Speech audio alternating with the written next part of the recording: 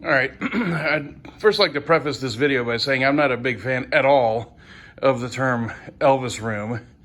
I do not have an Elvis room. This is a home office, but I wanted to give you a little look around the home office, as it were, and show some of the items that I have in here on display. So come on in. There's quite a bit of viewing pleasure to be had in here. Just going to go over a few things here. Not everything, it would take hours, but just going to go over a few things here. In this corner right here, we have the radio knob from Elvis's Lincoln Continental that he loved so much. Up there, we have a signed piece of Elvis's personal stationery.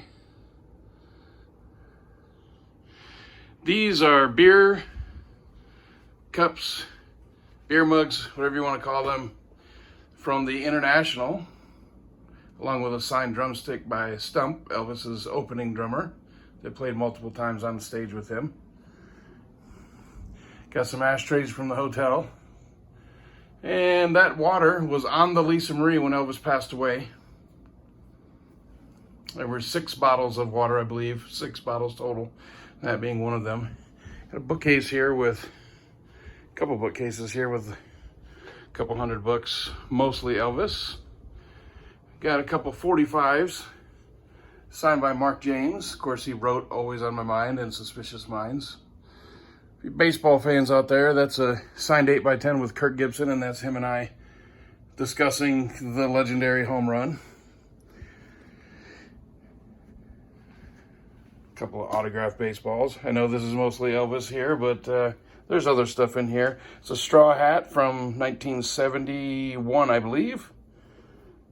Got a replica of Madison Square Garden there, kind of cool. This here's one of my favorite pieces. I made this up myself. Didn't take that long to make. These are 4 original Sun records. $1 Million Quartet, got That's All Right with Elvis, Great Balls of Fire, Jerry Lee, I Walk the Line by Johnny Cash, and Blue Suede Shoes, Carl Perkins. Okay. Up there, that is a signed 68 special poster by Steve Binder. It's Binder, not Binder. This pennant was sold in Florida on the tours, I believe, 1957. I could be wrong on the date, but I think March or April, somewhere in that area. These could also be bought at the concession stands. That was his very first promo photo, and that photo was used a lot in the newspapers advertising the shows coming up. This is a couple of Sun records. This is Mystery Train and Baby Let's Play House. Those are real Sun records. This is a replica Sun record, but it's That's All Right. And it's from the Memphis Recording Service box set. It's flat on the back side. I sent it to Scotty and I had him sign it, so that's pretty cool, even though it's not an original That's All Right. It is signed by Scotty Moore, so that's pretty cool.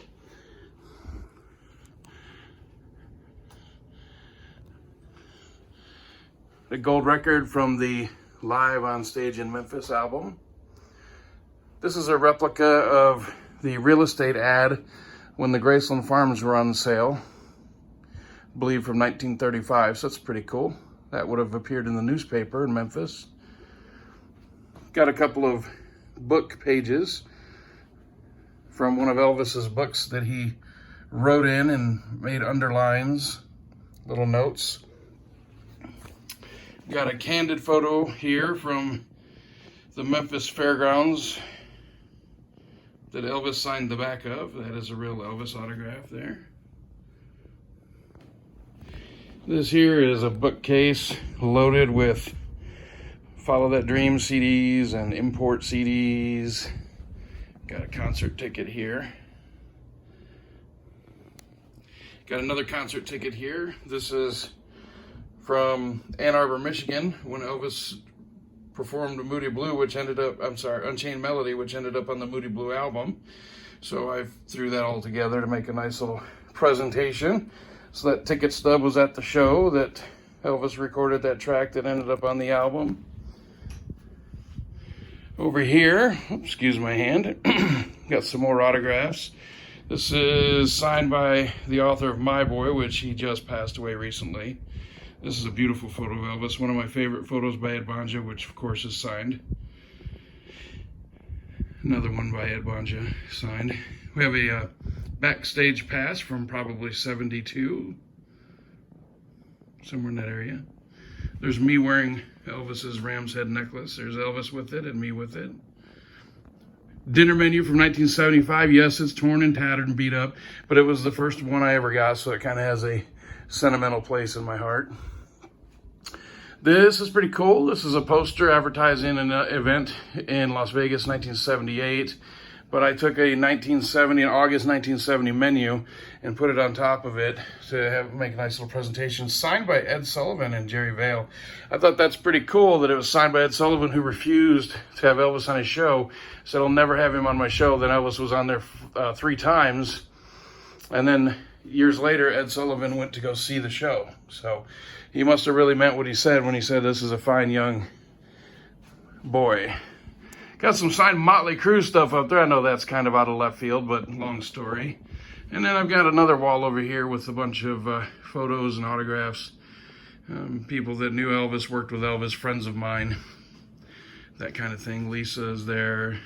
There's me and Lisa up there together, and she signed this one and this one, and a couple others. There's Jerry Lewis right there, B.B. King,